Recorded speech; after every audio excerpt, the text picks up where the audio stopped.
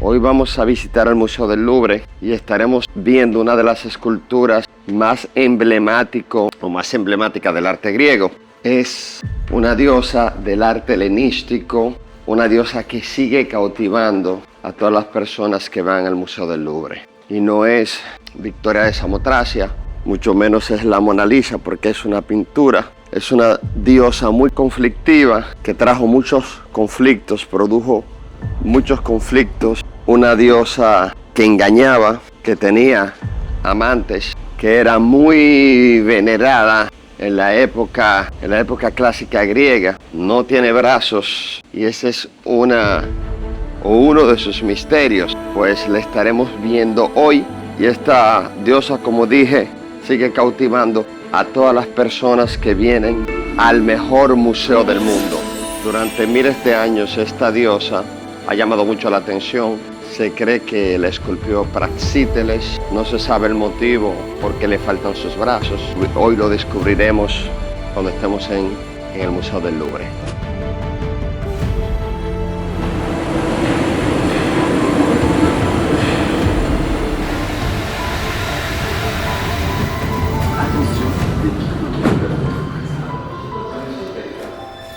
¿Se recuerdan de la Ilíada y la Odisea de Homero?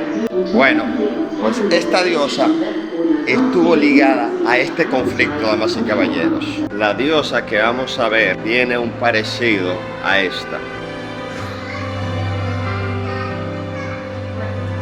Es de época helenística, pero para mí ella parece de época clásica. Miren esta belleza. Ya nosotros hablamos de ella, la Victoria de Samotracia. Les cuento que hoy es domingo, nos encontramos en el Museo del Louvre, el mejor museo del mundo, para ver a esa diosa tan provocadora, a esa diosa que creó tantos conflictos en la antigüedad. Una diosa que tenía varios dioses amantes, que obviamente pertenecía a los 12 dioses principales del panteón griego. Se cree que esta diosa es un sincretismo, una mezcla de varias diosas del imperio o de los imperios del Medio Oriente. El arte griego tiene influencias del Medio Oriente, de Asiria, de Egipto. Se cree que el arte griego es una continuación, aunque ustedes no lo crean, del arte asirio y egipcio.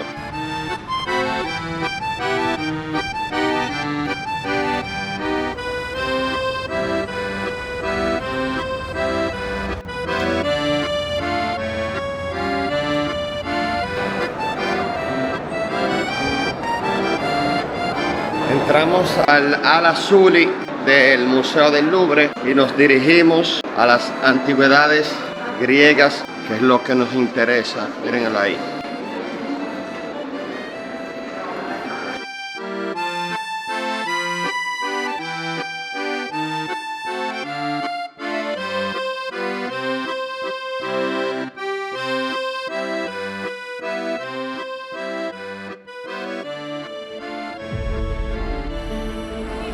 Durante más de 2000 años, esta estatua ha cautivado a toda la humanidad. Millones de personas vienen a verla aquí al Museo del Louvre. Es una de las obras más famosas que existe, junto con la Victoria de Samotracia y la Mona Lisa. Damas y caballeros, es la diosa del amor, la diosa de la sensualidad. Ella es Venus de Milo.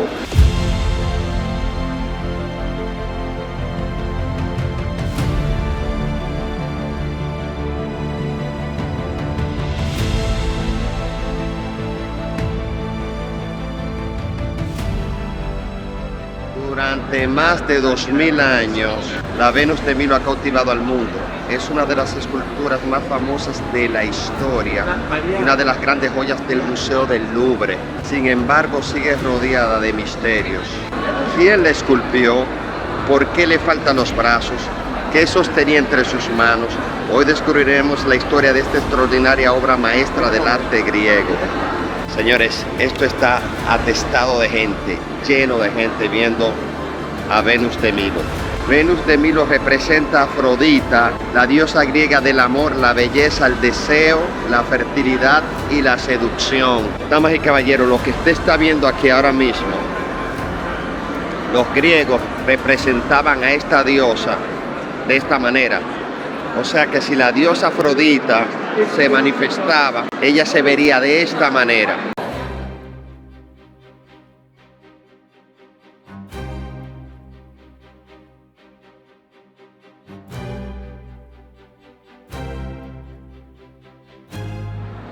El nacimiento de Afrodita, existen dos tradiciones en la mitología griega.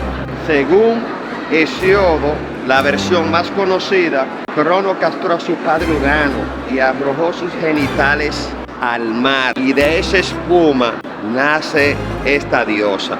El término afros significa espuma, de ahí su nombre. Según Homero, Afrodita era hija de Zeus y Dione. Ambas versiones coexistieron en la antigua Grecia. ¿Era ella griega? Se cree que Afrodita es una mezcla híbrida de tres diosas del Medio Oriente. ¿Pero de cuáles diosas?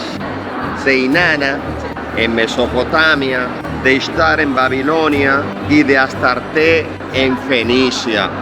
Si ustedes van al Museo de Pérgamo en Berlín, van a ver todo lo que tiene que ver con la diosa Ishtar, porque ahí está la caminata de procesión que se encuentra todavía ahí en el Museo de Pérgamo en Berlín. Tienen que ir a ver. Pero ¿dónde nace? ¿Dónde nace esta diosa? Existen dos tradiciones que dicen dónde nace esta diosa griega. Se dice que nació cerca de la isla de Citera. También se dice que nació en la isla de Chipre. Yo estuve en Chipre y vi la playa donde supuestamente nace esta diosa. Estoy dando un tour para que vean también un poquito más del arte griego.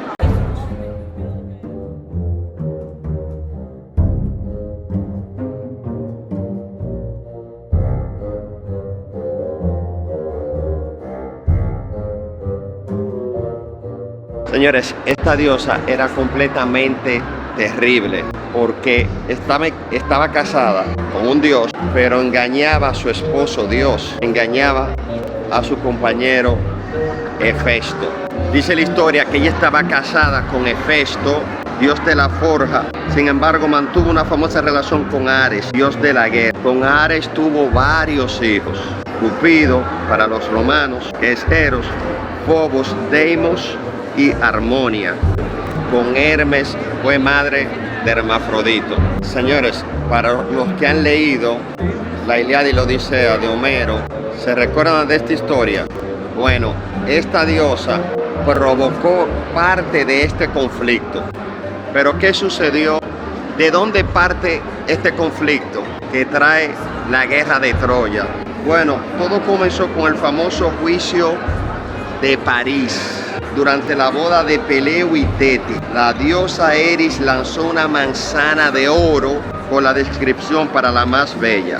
Eris era la diosa de la discordia. Lanzó esa manzana de oro y tres diosas se disputaron esa manzana. ¿Pero cuáles eran esas diosas? Esas tres diosas eran Atenea y Afrodita. París fue elegido como juez para escoger a la diosa que le hiciera la mejor propuesta. Cada diosa intentó convencerlo. Hera le ofreció poder. Atenea le prometió sabiduría y victoria militar. Afrodita le prometió el amor de Helena. Afrodita, esta diosa que estamos viendo, le prometió el amor de Helena. Pero sucede que Helena ya estaba casada con Menelao y había un juramento que quien se llevara a Helena, quien quiera que sea, tenían que ir a la guerra para rescatarla a ella porque era la mujer más bella. Pero Helena ya estaba casada con Menelao. Su marcha a Troya provocó el inicio de la guerra de Troya. Durante toda la guerra, Afrodita protegió a París y a los troyanos, mientras Hera y Atenea apoyaron a los griegos. Aunque Afrodita no fue el motivo central de este conflicto. En parte ella tuvo que ver de una manera u otra con el conflicto de la guerra de Troya, de la cual habla Homero, señores. La Venus de Milo, la escultura fue realizada aproximadamente entre el 150 y el 125 antes de Cristo. Pertenece al periodo helenístico griego. Yo creo que es el más fascinante. ¿Por qué? Porque acuérdense que el arte griego tiene tres partes. La época arcaica, que es influenciada por el arte asirio, por el arte egipcio, y era un arte muy rígido. Luego tenemos la época clásica, que es donde nos encontramos con Fidias, Praxíteles, y los intelectuales también clásicos como Aristóteles, Sócrates, Platón y obviamente Pericles, que fue quien dio la parte, yo creo, más importante porque fue quien fomentó el arte como nadie. Y luego tú tienes la época, o tenemos la época helenística, donde ya vemos todo el arte griego en su esplendor. Pues esta obra data de esa época, de la época helenística griega. Pero ¿dónde fue descubierta esta escultura que tiene más de 2000 años? Fue descubierta el 8 de abril de 1820 en la isla griega de Milos, en el mar Egeo. De esa isla proviene su nombre. Poco después del descubrimiento, oficiales franceses comprendieron la enorme importancia de la obra. Francia adquirió la escultura y fue enviada a París como regalo para el rey Luis XVIII. En 1821 ingresó oficialmente al Museo del Louvre. Desde entonces se ha convertido en una de las piezas más admiradas del museo.